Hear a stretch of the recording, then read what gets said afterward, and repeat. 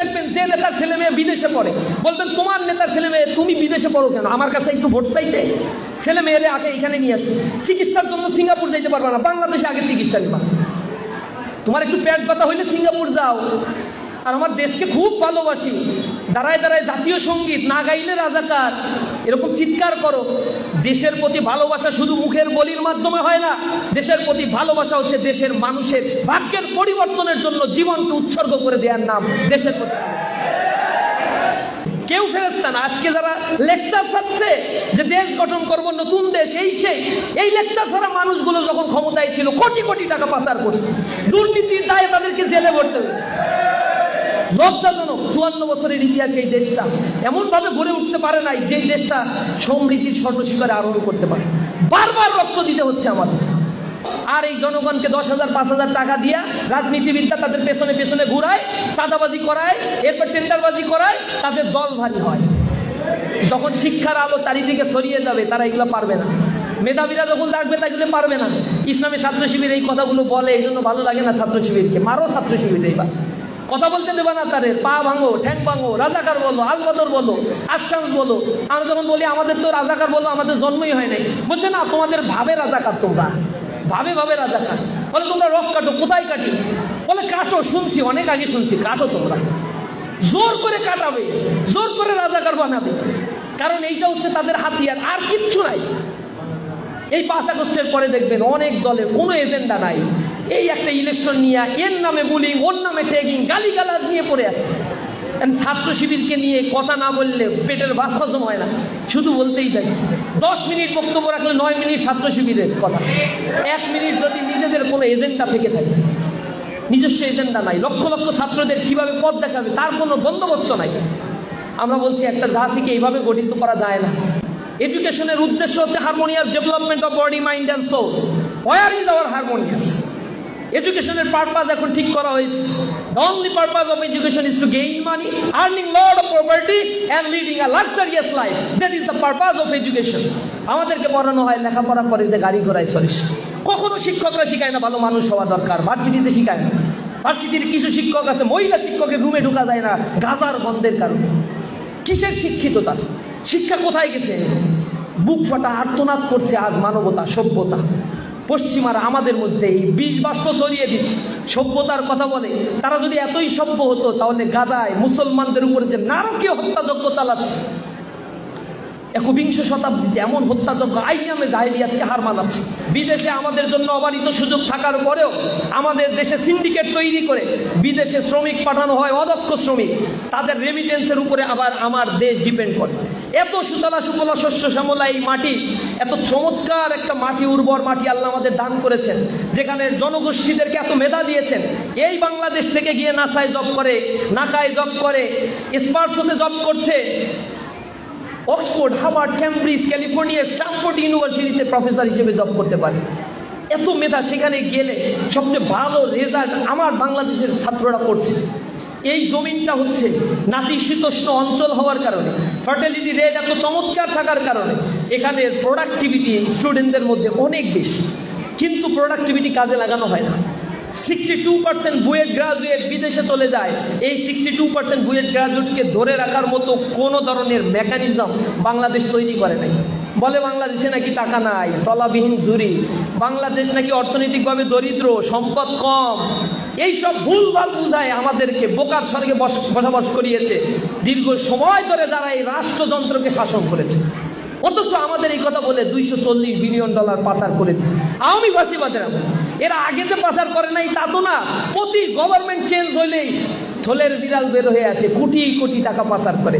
কেউ ফেরেশতা না। আজকে যারা লেকচার ছাড়ছে যে দেশ গঠন করব, নতুন দেশ, এই লেকচার ছাড়া মানুষগুলো যখন ক্ষমতায় ছিল কোটি কোটি টাকা পাচার করছে, দুর্নীতির দায়ে তাদেরকে জেলে ভরতে হয়েছে। লজ্জাজনক। 54 বছরের ইতিহাসে এই দেশটা এমন ভাবে গড়ে উঠতে পারে নাই যে দেশটা সমৃদ্ধির স্বর্ণশিখরে আরোহণ করতে পারে। বারবার রক্ত দিতে হচ্ছে আমাদের। 90-এ রক্ত দিতে হচ্ছে, 52-তে রক্ত দিয়েছে, 69-এ রক্ত দিয়েছে, 70-এ রক্ত দিয়েছে, 71-এ দিয়েছে, 90-তে দিয়েছে, আবার 24-এ এসে দেওয়ার পরেও এমন চাঁদাবাজ, দুর্নীতিখোর আর অপদার্থ মানুষের জন্ম হয়েছে যাদের যন্ত্রণায় মানুষ আবার অস্থির হয়ে উঠেছে। আমরা আমাদের জাতিগতভাবে আমরা লজ্জিত। আমরা বিমর্ষ। রাজনীতিবিদরা আমাদের তরুণ প্রজন্মকে গাইড করতে পারে নাই, রাজনীতিবিদরা আমাদের তরুণ প্রজন্মকে কোনো আশার আলো দেখাতে পারে নাই, রাজনীতিবিদরা আমার দেশটাকে গড়ে তুলতে পারে নাই। এখন সময় এসেছে আমাদের সজাগ দৃষ্টি নিয়ে আমাদেরকে গড়ে উঠতে হবে। আমরা অবাক হয়ে যাই যখন এই দেশ থেকে এই পরিমাণে সম্পদ থাকার পরেও কাজে লাগানো হচ্ছে না। আমাদের দেশে 4 কোটি একর ফার্টাইল ল্যান্ড রয়েছে, কৃষি উৎপাদনের জমি রয়েছে। এইটা উৎপাদন করতে পারলে, এখানে আধুনিক প্রযুক্তির ব্যবহার করতে পারলে এই জমি থেকে বাংলাদেশের শতভাগ মানুষের খাদ্যের ঘাটতি পূরণ করা সম্ভব। আর এক দেশের উপরে আমাদের ডিপেন্ডেন্স করার কোনো প্রয়োজনীয়তাই নেই। আমার দেশে যে রেমিটেন্স আসে, এই হাসিনা পালানোর পর থেকে রেমিটেন্সের ফ্লো বেড়েছে। গত বছর আর এই বছর মিলে এখনো পর্যন্ত $27 বিলিয়ন বাংলাদেশে রেমিটেন্স ঢুকেছে। এটা কম না, এটা ফর্মাল চ্যানেলে ঢুকেছে। ইনফর্মাল চ্যানেলে আরও হুন্ডিবাট্টার মাধ্যমে $22 বিলিয়ন রেমিটেন্স আমার দেশে ঢুকেছে। আমার দেশের অর্থনীতির কোরামিন হচ্ছে এই রেমিটেন্স। আমাকে বাঁচিয়ে রাখে এই রেমিটেন্সের মধ্যে।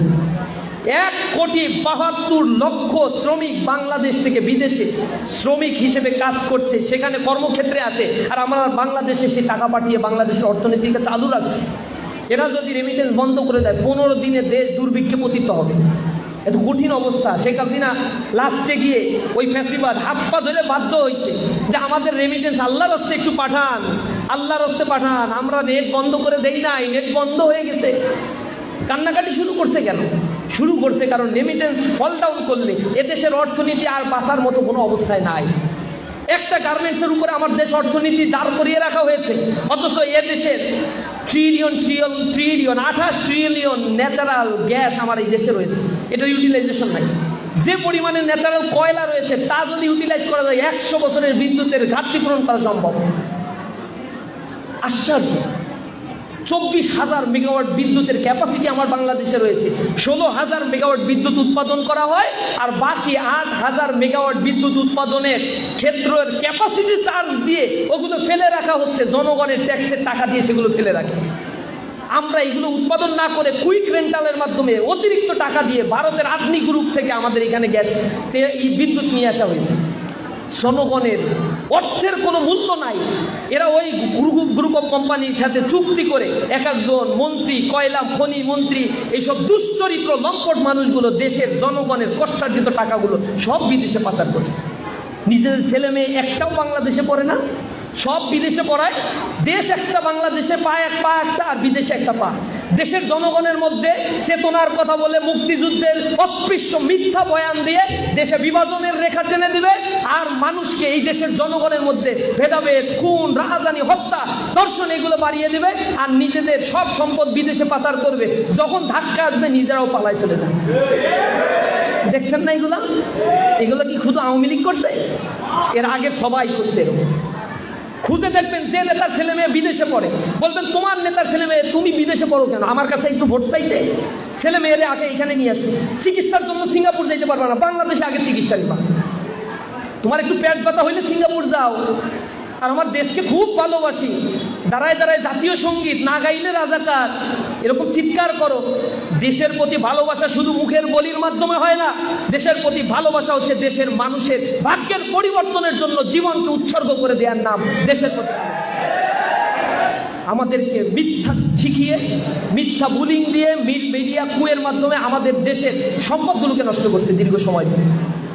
আমি অবাক হয়ে যাই আমার যুব শ্রেণীকে আজকে কিভাবে বোঝানো হয়। আমরাও আসি খালি আন্দোলন নিয়ে, আমরাও আসি হচ্ছে ফেল করলে পাশ করানোর জন্য। এই বছর দেখতাম আন্দোলন করতেছি। এটা ঠিক না রে ভাই, পড়াশোনা করতে হবে রে ভাই।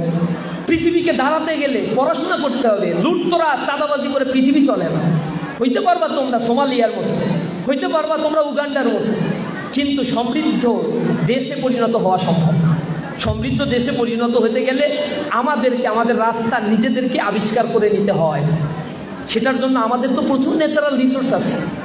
রেমিটেন্স যে যোদ্ধারা পাঠায়, আমার দেশের যে শ্রমিক আছে, পৃথিবীর 56টা দেশ আছে যে দেশের নেগেটিভ পপুলেশন বা জিরো পপুলেশন। অর্থাৎ ওই দেশে যদি তুমি যাও তাহলে তোমাকে রেখে দেবে, তারা গ্রিন কার্ড দেবে, তোমার ইনকামের কোনো অভাব নাই। কিন্তু তুমি সেখানে কি যাবার রিক্সা চালাইতে বা হচ্ছে গাড়ি মুছতে বা হচ্ছে হোটেলের বয় হিসেবে, নাকি যাবা সফটওয়্যার ইঞ্জিনিয়ার হিসেবে, ডক্টর হিসেবে, অথবা তুমি বড় কোনো বিজ্ঞানী, সায়েন্টিস্ট, রিসার্চার হিসেবে যাবা, এটা তোমাকে ডিসাইড করতে হবে। আমার দেশের যে এজেন্সিগুলো আছে এত খারাপ, হাজার হাজার এজেন্সি বাইরের অধীনে রেজিস্ট্রেশন করে রাখছে, আর সব ফ্যাসিবাদের আমলে তাদের দোষদের বসায় রাখছে। মালয়েশিয়া যেতে লাগবে 10 লাখ টাকা বা 5 লাখ টাকা, এজেন্সিগুলো অতিরিক্ত 20 লাখ টাকা নিয়ে রাখে, এরপরে পাঠায়। এজেন্সির মাধ্যমে যেহেতু যাওয়া যায় না, আশ্চর্য। এজেন্সি দালাল সরকারিভাবে অনুমোদন দিয়ে রাখছে। তাহলে তুই সরকার কি কারণে বাইরা প্রতিষ্ঠা করছিস, কি কারণে প্রবাসী কল্যাণ মন্ত্রণালয় প্রতিষ্ঠা করছিস? সরাসরি সার্ভিস দেয় না, এদেরকে লাইসেন্স দিয়ে রাখছে, আর ওরা এক একজন লোক পাঠায় আদম ব্যবসা শুরু করে দিচ্ছে। অথচ এই জনগোষ্ঠী যখন বিদেশে যাবে তার আগে বাংলাদেশে প্রবাসী কল্যাণ মন্ত্রণালয়ের, প্রবাসী কর্মসংস্থান মন্ত্রণালয়ের অধীনে এদেশে 120টা ট্রেনিং সেন্টার আছে। বাংলাদেশের জনগণ তা জানেও না। ট্রেনিং সেন্টারে মশা মারে। ট্রেনিং সেন্টার আধুনিক ইকুইপমেন্ট দিয়ে, যে ছাত্ররা এই যে এসএসসি পাস করতে পারে নাই, 12 লক্ষ ছাত্র জোরে পড়ে গিয়েছে, এই 12 লক্ষ ছাত্রকে বাছাই করো, আর এই জনগণকে 10,000 5,000 টাকা দিয়া রাজনীতিবিদরা তাদের পেছনে পেছনে ঘুরায়, চাঁদাবাজি করায়, এরপর টেন্ডারবাজি করায়, তাদের দল ভারী হয়। যখন শিক্ষার আলো চারিদিকে ছড়িয়ে যাবে তারা এগুলো পারবে না। মেধাবীরা যখন জাগবে তাইলে পারবে না। ইসলামী ছাত্র শিবির এই কথাগুলো বলে, এই জন্য ভালো লাগে না ছাত্র শিবিরকে। মারো ছাত্র শিবির, এইবার কথা বলতে দেবে না তাদের, পা ভাঙো, ঠ্যাং ভাঙো, রাজাকার বলো, আলবদর বলো, আশাংস বলো। আমরা যখন বলি আমাদের তো রাজাকার বলো, আমাদের জন্মই হয় নাই, বলছে না তোমাদের ভাবে রাজাকার, তোমরা ভাবে ভাবে রাজাকার। বলে তোমরা রক কাটো, কোথায় কাটি? বলে কাটো, শুনছি অনেক আগে শুনছি, কাটো তোমরা। জোর করে কাটাবে, জোর করে রাজাকার বানাবে, কারণ এইটা হচ্ছে তাদের হাতিয়ার, আর কিচ্ছু নাই। এই 5 আগস্টের পরে দেখবেন অনেক দলের কোনো এজেন্ডা নাই। এই একটা ইলেকশন নিয়ে এর নামে বুলিং, ওর নামে ট্যাগিং, গালিগালাজ নিয়ে পড়ে আছে। ছাত্র শিবিরকে নিয়ে কথা না বললে পেটের ভাত হজম হয় না, শুধু বলতেই থাকে। 10 মিনিট বক্তব্য রাখলে 9 মিনিট ছাত্র শিবিরের কথা, 1 মিনিট যদি নিজেদের কোনো এজেন্ডা থেকে থাকে। নিজস্ব এজেন্ডা নাই। লক্ষ লক্ষ ছাত্রদের কিভাবে পথ দেখাবে তার কোনো বন্দোবস্ত নাই। আমরা বলছি একটা জাতিকে এইভাবে গঠিত করা যায় না। ছাত্র শিবির এ জাতির জন্য এক আলোকবর্তিকা। ছাত্র শিবির ছাত্রদেরকে দক্ষ করে গড়ে তুলতে চায়। তোমরা এসএসসি পাস করার পরে ইন্টারমিডিয়েটে পড়বা, সেখানে সহযোগিতা করার জন্য ছাত্র শিবিরের সকল ইকুইপমেন্ট রেডি আছে। ছাত্র শিবির ফ্রি কোচিং সার্ভিস, টাকা সহ সার্ভিস, সব সার্ভিস ছাত্র শিবিরের আছে। অ্যাডমিশন করতে যাবা, সেখানে ছাত্র শিবিরের সহযোগিতা আছে। অ্যাডমিশনের পরে ইউনিভার্সিটিতে ভর্তি হবা, সেখানে ছাত্র শিবির সহযোগিতা করে। এরপরে তুমি বিদেশে পড়তে যাবা, পৃথিবীর সব দেশে ইসলামী ছাত্র শিবিরের ভাইয়েরা আছে। শুধু ছাত্র শিবিরের কাছে একটু সহযোগিতা চাইলে আমরা মন প্রাণ উজাড় করে দিই, আমার দেশের মানুষের জন্য আমরা কাজ করতে প্রস্তুত। আমরা আশা করি তোমাদের এই চলার পথে তোমরা নিজেদেরকে গড়ে তুলবা উম্মাহের জন্য, জাতির জন্য। পারা যাবে না ইনশাআল্লাহ? সুন্দর এই দেশটাকে যদি আমরা গড়ে তুলতে পারি, আমরা 2000 2500 মাথাপিছু আয় এখন বাংলাদেশে 54 বছরে বলতে হয়, লজ্জা লাগে। 5% মানুষ এই দেশে, যারা বাংলাদেশের 80% সম্পদ জিম্মি করে রাখছে। এই চট্টগ্রামেরই একটা কোম্পানি দরবেশ বাবা, এরপরে নামাজ ছাড়া মনে হয় দিন শুরু করে না বলে, অথচ বাংলাদেশের 12টা ব্যাংক ফাঁকা করে দিয়ে চলে গেছে। শালার নামে, দাদার নামে, চাচার নামে, নানার নামে, বউর নামে, সবার নামে এক একটা ইন্ডাস্ট্রি খুলছে। ইন্ডাস্ট্রি এখন আর খুঁজে পাওয়া যাচ্ছে না। 12টা ব্যাংক লোপাট করছে, এখন 7-8টা ব্যাংক তো ক্লোজ হয়ে যাওয়ার উপক্রম। তো কল্পনা করা যায়, 4 লক্ষ কোটি টাকা ঋণ খেলাপি বাংলাদেশে। 7 লক্ষ কোটি টাকার হয় দেশে বাজেট, 4 লক্ষ কোটি টাকা লোপাট হয়েছে, ঋণ খেলাপি হয়ে গেছে, ব্যাংক থেকে লুট করে নিয়ে চলে গেছে। আবার আমাদেরকে শিখায় আমাদের দেশে টাকা নাই, গরিব দেশ, আমরা উন্নয়নশীল দেশ, উন্নয়নশীল দেশে অনেক কিছু মেনে নিতে হয়। এসব আজে বাজে আজগুবি গল্প আমাদেরকে শোনায়। আমরা কল্যাণমুখী রাজনীতির কথা বলি, অর্থনীতির কথা বলি। কল্যাণ রাষ্ট্র যদি প্রতিষ্ঠা হয়, জাকাত ভিত্তিক অর্থ ব্যবস্থা যদি এদেশে থাকতো, 5 বছরের ব্যবধানে এই দেশের চেহারা পাল্টে। এই দেশ যখন স্বাধীনতা অর্জন করেছে, তখন এই টোটাল এশিয়া মহাদেশের মধ্যে এই বাংলাদেশের এই অঞ্চলগুলোর অর্থনৈতিক অবস্থা যেমন ছিল, তার চাইতে কোনো দেশ বেশি ভালো ছিল না। শ্রীলঙ্কার অর্থনীতি বাংলাদেশের চাইতে খারাপ, মালদ্বীপ, ভুটান, নেপাল, ভারত, মালয়েশিয়া, ইন্দোনেশিয়া, এই জাপান, এইসব দেশগুলো তো ক্ষয়িষ্ণু অর্থনীতির অবস্থা ছিল। সাউথ এশিয়া আগামী দিনের লিড দেবে এই সাউথ এশিয়া। বাংলাদেশটা এখনো পর্যন্ত গ্রুমিং ইকোনমি হতে পারে নাই, অথচ এই অঞ্চলে সিঙ্গাপুরের জন্ম হয়েছে, তাইওয়ান, হংকং, এইখানে একটা হাব তৈরি করছে চায়না, যেটাকে বলে গ্রেট বে অঞ্চল, গ্রেটার বে অঞ্চল। Singapore, macaw, Hong Kong